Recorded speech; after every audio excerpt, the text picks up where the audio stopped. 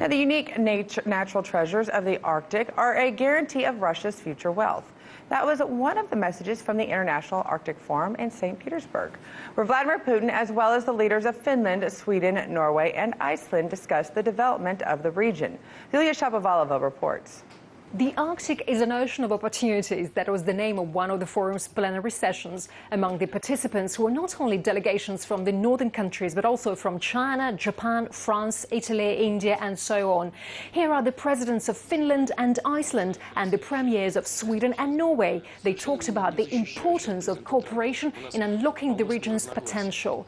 According to the Russian president, work will continue on a global transport corridor, including the Northern Sea Route, which will, quote, operate smoothly and all year round. The talks also touched upon Russia's ice-breaking fleet, which is waiting for a major upgrade, and new plants where natural gas is to be processed and then sent by huge tankers along the Northern Sea Route. What is the Arctic for Russia? The land from the Murmansk region to Chukotka, the exploration of which Russian navigators and merchants began 1,000 years ago.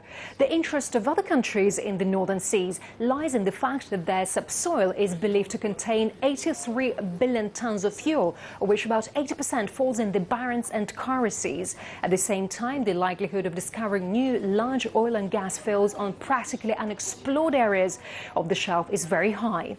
Preservation of the unique nature and fragile ecosystem of the Arctic, as well as the development of new technologies for recycling waste and protecting flora and fauna from human activity was also discussed. The Western media have reacted cautiously to what was said and done at the forum. The gathering has in fact received a significant amount of coverage in Russia and abroad.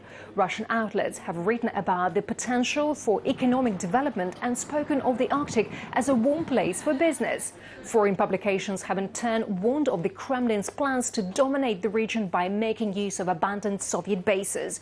They write about Vladimir Putin's ambitions to flex Russia's military muscles and discuss Moscow's successes in restoring and modernizing the old military bases around the Arctic Circle to strengthen Russia's position in the region, which holds up to a quarter of all undiscovered reserves of oil and gas on the planet. Also, Putin's emphasis on environmental issues has clearly raised a lot of interest as well.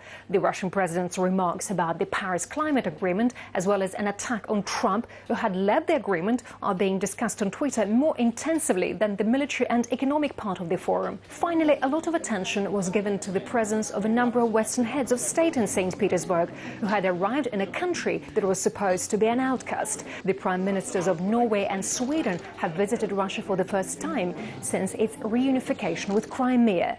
Within the framework of the International Arctic Forum, at least 30 agreements have been signed, totaling almost $1.1 billion, and 20 more are still planned. Yulia Shapovalova with the News.Views.Hughes.